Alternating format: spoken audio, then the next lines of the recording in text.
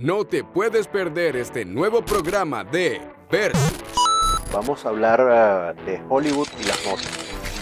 Una película que a muchos les inspiró a tener una moto. Toda película de acción que se respete tiene que tener una moto. El doble de acción ha debido gozar un mundo, se ha debido caer varias veces porque de verdad las escenas son excelentes. No te puedes perder este nuevo programa. Pero construyeron una moto que se ve mala, se ve con actitud. Si les interesa este video, quédense que vamos a hablar un poco de las motos en Hollywood.